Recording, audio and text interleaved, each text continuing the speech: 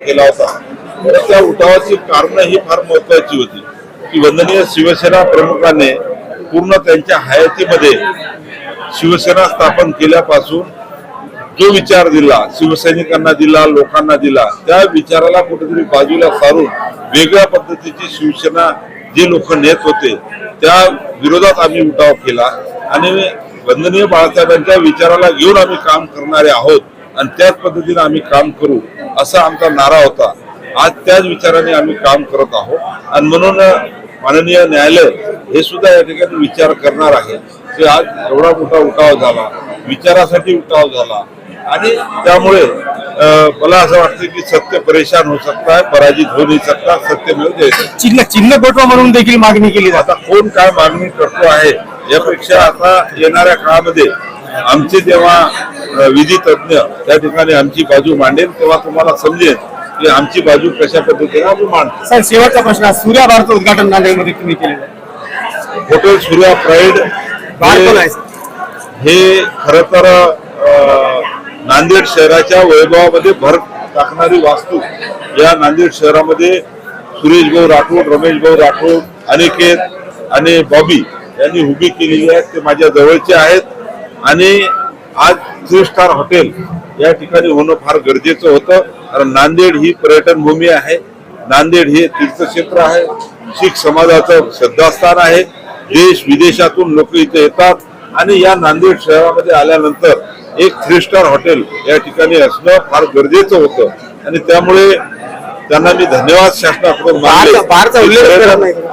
त्या गोष्टीला तुम्ही महत्व देता, परंतु आज विदेशातून लोक आले, भाविक भक्त आले किंवा पर्यटक आले तर त्यांना ज्या गोष्टीची आवश्यकता आहे त्या गोष्टी या ठिकाणी उपलब्ध करून देण्याचा पुढाकार राठोड परिवाराने घेतलेला आहे आणि म्हणून आम्ही सर्वांनी त्यांना धन्यवाद दिलेले आहे, त्यांना सदिच्छा आणि शुभेच्छा दिलेल्या आहेत। काय काम सध्या पूर्ण देशामध्ये अल निनोचं सावट आहे, पाऊस सध्या थांबलेला आहे, पावसाची अपेक्षा आपण सर्वजण करतो आहे, परंतु पडलेल्या पावसाला कशा पद्धतीने जमिनीच्या मध्ये पुरवायचं आणि पाण्याचं साठवण कसं करायचं यासाठी मृद व जलसंधारण खात्याच्या माध्यमातून या ठिकाणी वेगवेगळे उपक्रम चालू आहे, अभियान चालू आहे। आता नुकताच जलसंधारण दिन आम्ही साजरा केला आणि त्या माध्यमातून वॉकेथॉन स्पर्धा घेतली। जवळपास 5 लाख लोक सकाळी 6 वाजता या वॉकेथॉन स्पर्धेमध्ये सहभागी झाले। यावरूनच असं लक्षात येते की आता माती आणि पाणी या 2 महत्वाच्या बाबीसाठी सर्वजण जागरूक झालेले आहेत आणि येणाऱ्या काळामध्ये ही लोक चळवळ नक्कीच होणार आहे। लोकांच्या सहकार्यातून लोकांना सोबत घेऊन मृद व जलसंधारण खात्याचं काम येणाऱ्या काळामध्ये आम्ही करणार आहोत। छोटे छोटे कामं जरी राहिले तरी अतिशय उपयुक्त कामं ते राहणार आहेत।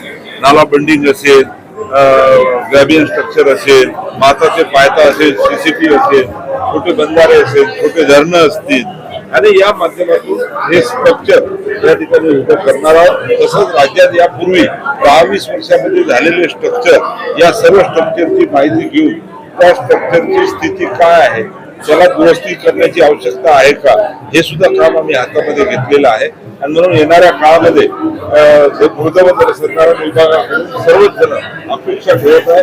नक्कीच चांगलं काम करून आम्ही या ठिकाणी या राज्याला कसं प्रगतीपथावर नेऊ, महाराष्ट्र विकसित महाराष्ट्र कशा पद्धतीने घडेल या दृष्टीनं वाटचाल। शिवसेनेची सुनावणी सुरू आहे पक्ष आणि चिन्हाबाबत, काय पक्षामध्ये त्या संदर्भात काही चर्चा वगैरे?